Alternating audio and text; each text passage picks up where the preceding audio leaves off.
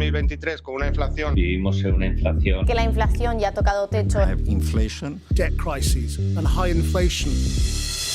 Hola a tothom, jo soc Cèlia i vull fer el repte de veure si puc menjar per menys de 2 euros al dia el 2023 i sense passar gana. Trobeu que aconseguiré? No ho sé, quedeu a veure el vídeo. Normalment la gent el que fa en este reto és en 2 euros anar al súper i comprar tot el que pugui per aquell dia sense passar-se dels 2 euros. Però jo el que faré és anar a lo segur. És a dir, jo em prepararé el menú calculant quants de grams he d'utilitzar de cada cosa per a no passar-me dels 2 euros diaris. Vale, llavors te preguntaràs, on està la gràcia del repte si ho estàs calculant tot abans de fer-lo? La gràcia està en veure si realment puc aguantar menjant per menys de 2 euros al dia en el menú que he preparat i sense saltar-me'l, és a dir, sense menjar res més. No estic comptant ni l'oli, ni la sal, ni l'aigua, ni l'electricitat, ni les espècies, perquè tot això no és menjar. És una mica perillós per a mi fer este repte perquè jo vaig tindre un trastorn alimentari, en plan que puc tornar a obsessionar-me i tal. I meus pares patiran, que és una mica perillós per a mi, llavors si veig que estic en apuros durant el repte, ho deixaré de fer perquè primer va la meva salut, ¿vale? Esmorzaré i berenaré tots els dies el mateix, que és avena pel matí, cibada en català. Lo seguiria menjant per molt que no fos barat, o sigui, és el que jo menjo tots els dies. De fet, un dia vaig anar de viatge i volia avena i vaig haver de pagar 6 euros per un plat de porrits d'avena perquè era el que valia al restaurant. Però per sort a mi em costa 22 cèntims cada vegada. I per a berenar sempre menjaré un iogurt, que val 17 cèntims. Dia 1 del repte. Estic treballant ara, estic a la feina, però és l'hora d'esmorzar i vaig a comprar avena perquè se m'ha acabat. Però jo sempre esmorzo avena, així que no és res nou. Que a vegades porten com galletetes o pastes i tal. Avui hem portat un pastís de formatge que m'encanta i no n'hauria de menjar. Vale, és el primer dinar del repte i me tocava arròs en bròcol i curri. Però estic congelada de fred, canviaré lo sopar, me tocava sopa calentita i llavors a la nit faré bròcol i arròs, vale?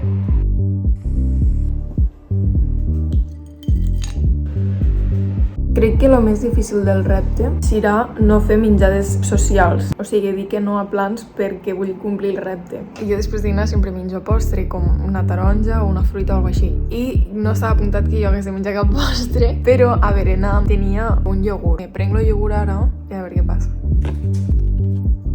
I aquí acaba d'arribar la meva companya de pis, que a vegades berenem juntes, i jo, de fet, bereno bastant. I ara tinc gana i ella va a berenar.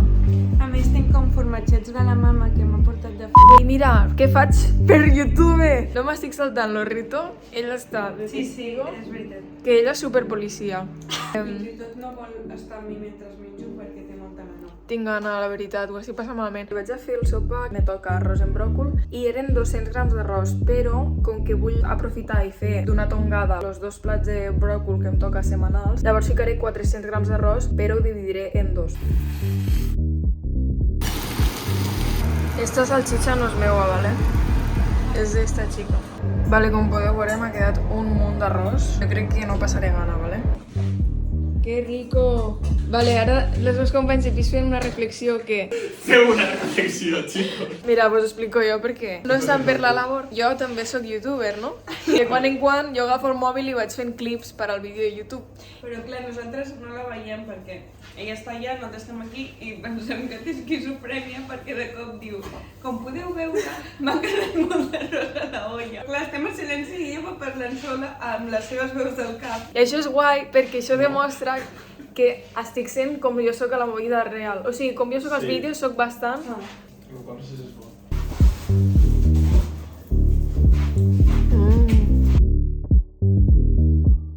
Només he preguntat com és àpat en castellà i la Cèlia i en David a la vegada han dit àpato. És una broma per catalans. David, tu ets l'intel·ligent d'aquí. Hauries de saber-ho, però sense pestanejar. Soc de ciències. Va, sobretot això del sopa. Però aquestes dos, mira què estan menjant. Xutxes. Xutxes, ensenya Però el sopa. Cèlia, tu no pots, vale? Vale, però anem a fer un debat aquí, vale? Vale. Si és menjar que no he comprat jo i que m'esteu regalant, no entra. No No, entra. perquè som- Però si et serveix de consola està superbona, vale? Tu trobes? M'ha quedat superplena, supertipa, estic molt contenta. Dia 1, superadíssim.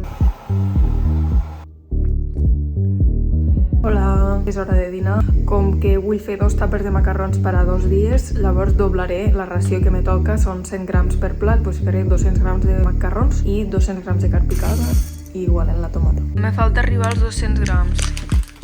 Com no en tinc d'este tipus, ficaré d'este, però que es pasta igualment, ¿vale?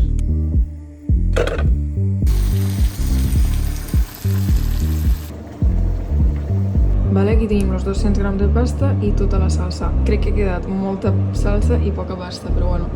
Ara ho mesclaré tot.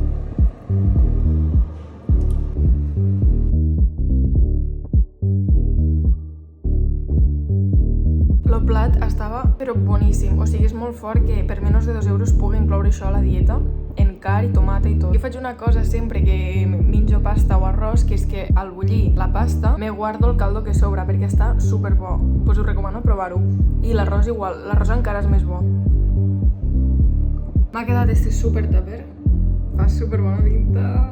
Són les 6 de la tarda de dimarts i tinc gana, ja m'he menjat el iogurt per a berenar. I com que tinc més gana, per no passar gana i com enganyar una mica el cap, me faig infusions. Fer això no m'està agradant perquè m'està recordant a la meva època de quan estava obsessionada amb el menjar. Quan tenia gana, no menjava i bevia molta aigua per a no tindre la sensació de gana i quedar-me plena. O sigui, almenys soc conscient, espero que no m'afecte després del repte això.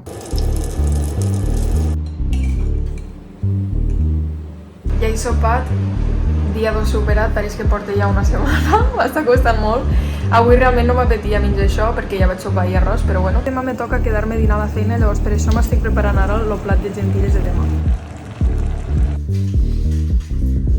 Estem a les 8 del matí del dia 3 del repte. Tinc molta gana, molta. Ahir a la nit també em vaig anar a dormir amb moltíssima gana. Ahir han somiat en el repte i en què pesava menjar i menjar.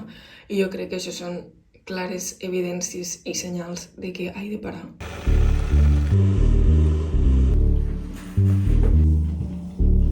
Ara mateix m'apeteix menjar moltes coses.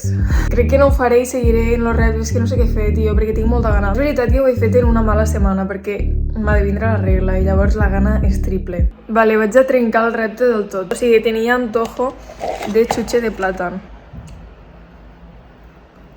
Tenia exactament l'antojo d'este gust. No és cap excusa, lo de la regla. Estic passant gana, em dona igual si m'ha de vindre la regla o no, saps? Vale, una cosa que m'està passant ara després de fer el repte és que com a l'haver restringit tant, ara m'ho vull menjar tot. Jo passava gana en el menú que he fet, però és que imagina't que el menú l'hagués de menjar Gerard, que fa 2 metres i pesa 100 quilos. Ni de conya per 2 euros pot menjar.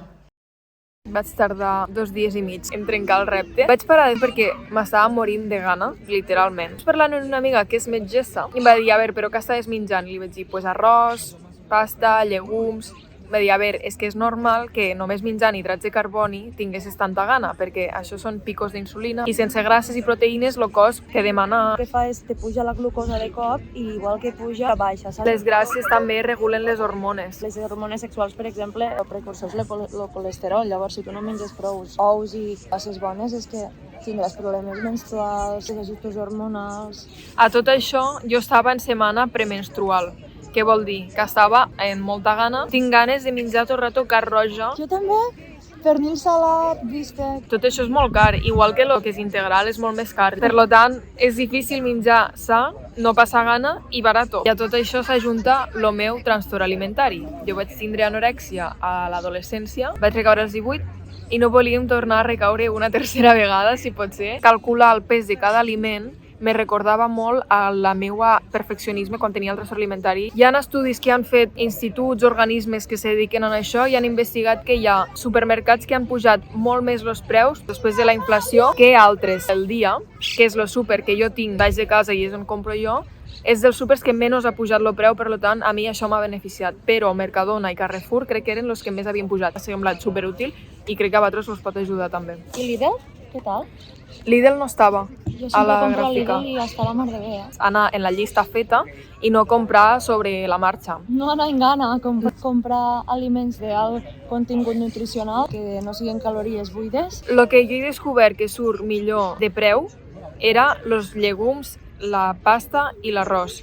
Però què passa? Que això són hidrats de carboni que et donen picos de glucosa i després te fan passar gana. I al final el que te fa treure la gana és les grasses i les proteïnes i que tot estigui cobrint les necessitats bàsiques. Els llegums estan bé, perquè vull dir, tot el que tingui fibra, saps? Vull dir, gentilles són hidrats Fibra i de carboni, proteïna... Les bosses de plàstic que et donen quan compres, almenys al dia costen 20 cèntims. Jo crec que per llei ja s'ha establert que a tot Espanya costen 20 cèntims per tema reciclatge i conscienciació, que està molt bé, però tingueu en compte i aneu ja en una bossa vostra de casa, perquè en 20 cèntims tens un esmorzar o un berenar d'un iogurt. Aquestes petites gastos de formiga al final van sumar. Si teniu la sort de tindre un hort a casa, cuideu-lo perquè és hort. No podia ficar al menú de menys de 2 euros una fruita o una verdura perquè se me n'anava. També me va fer donar compte de lo afortunada que sóc de poder-me permetre menjar per molt més de 2 euros al dia, que hi ha gent que no s'ho pot permetre, i em sento superafortunada. Lo difícil que ha de ser Que és, tindre menys de 2 euros i no que és poder molt menjar. difícil. Si he passat gana sabent que puc no passar-la, imagina't sabent que no pots fer res. Conclusió, se pot menjar per menys de 2 euros al dia a Barcelona després de la inflació sense passar gana i variat? No! En el meu cas, no.